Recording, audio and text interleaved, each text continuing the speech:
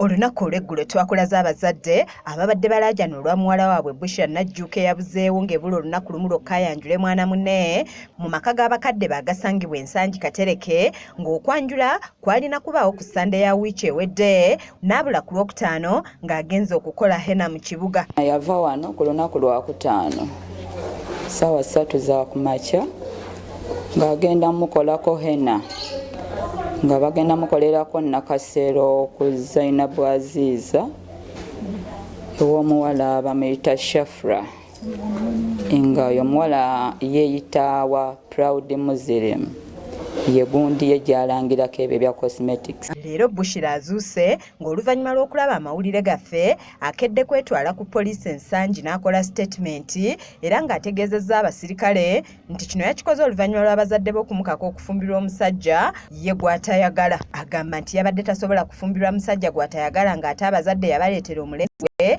gw'ayagala ne bamugoba nga bagamba nti yali asibye enviiri ng'ate yajja n'abayaaya abaali basibye balansi. Ssente bazadde be ze baamuwa yazigulamu engoye era n'aziwa owa bodaboda eyazibaleetera baleme kulowooza nti yalidde ssente zaabwe. We tutuukidde ku poliisi ensangi, Bushra tumusanze ne nnyina mu ofiisi yakulira okunoonyereza ku buzzi bw'emisango ku poliisi eno, wabula nnyina olutulabye abisse muwala we engoye n'amussa ku bodaboda beeyongereyo.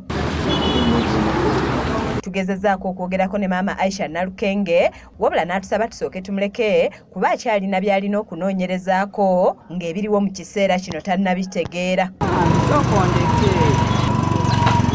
Tuzzeeyo ku kyalo Nsangi Katereke nga tutuukidde wa ssentebe w'ekyalo Haji Hamidu Kalema era nga ye yali omutesiteesi omukulu ow'emikolo gya Bushra ng'ono atutegeezezza nti omukolo baali bagwesunze nga n'emitega nswera bagolodde kyokka kyababuuseeko okuwulira nti omugole abuze.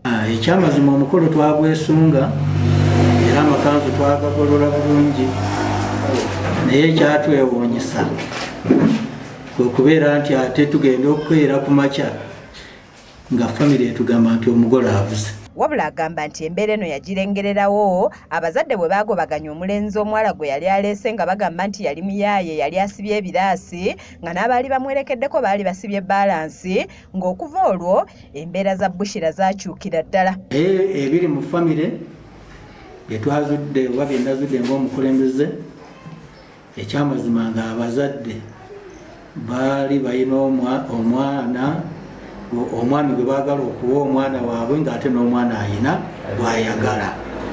Ekintu ekyo kyekyaleeta obuzibu okulaba nga omukolo gwaffe tegwabeerawo. Asabye abazadde okukomya okusalirawo abaana baabwe bwe gutuuka ku bufumbo babaleke bafumbirwe be baagala ng'ategeezezza nti guno omukolo gwa kusatu nga guyiika mu ngeri bw'eti. Omulembe gukyuse nnyo era kyempa abazadde w'amagezi genyinza okuwa abazadde bannange baanirize nga omuko omwana omuwala gwaleese mu nnyumba.